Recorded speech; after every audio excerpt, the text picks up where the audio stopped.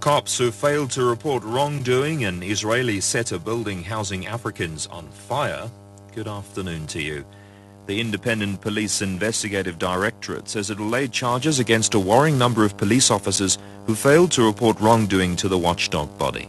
Its Executive Director, Franscha Björkman, says the unit has noted a growing failure in parts of the country by police stations to forward complaints to investigators.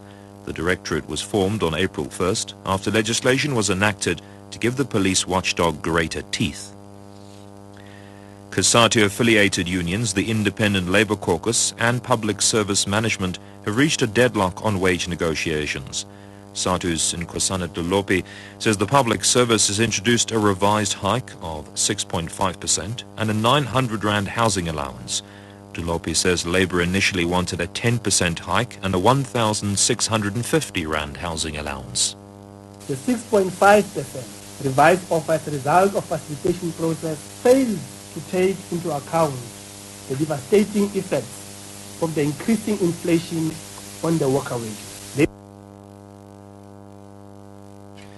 Communications Minister Dina Pule says while South Africa's broadband customer base has grown significantly, the cost of broadband is still too high. Speaking at an ICT in Durban in Cape Town, she said growth could be attributed to an increase in the number of mobile broadband customers using smartphones. We have all the regulators that are coming from Africa and even outside Africa, including ours. We think that if we share in our views and what we think that what we think ICT, the direction that ICT should take in the country and in the continent, if we agree on those areas, then we can connect Africa indeed, because we really have to do that. SACP General Secretary Blayton Zamande says although the Gauteng e-tolling saga is inappropriate, the Tripartite Alliance is looking into ways on how this can best be dealt with. He was addressing the National Congress of the National Union of Metal Workers of South Africa in Durban.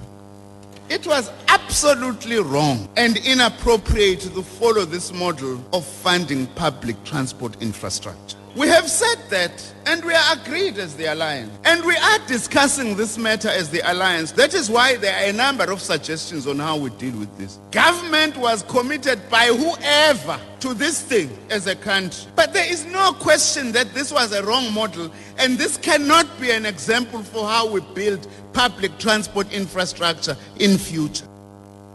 Meanwhile, NUMSA President Cedric Ina said economic freedom could only be achieved through socialism. Our country today is battling with shortages of skills. When the Skills Development Act has been pumping millions into skills levies for employers to train our people, white monopoly capital has continued to make even more profits under a new dispensation in our country. The economic freedom we talk about so passionately is elusive. This NUMSA 9th National Congress must provide an answer to Lenin's famous question posed to revolutionaries: what is to be done? A building housing African migrants in Jerusalem has been set on fire by arsonists. The words "Get out of the neighborhood" were spray painted on the building. This followed race riots in Tel Aviv a week ago. Yesterday a law took effect allowing illegal immigrants to be detained for up to 3 years without trial. The top story at 4 o'clock, the Independent Police Investigative Directorate says it laid charges against a worrying number of police officers who failed to report wrongdoing to the watchdog body.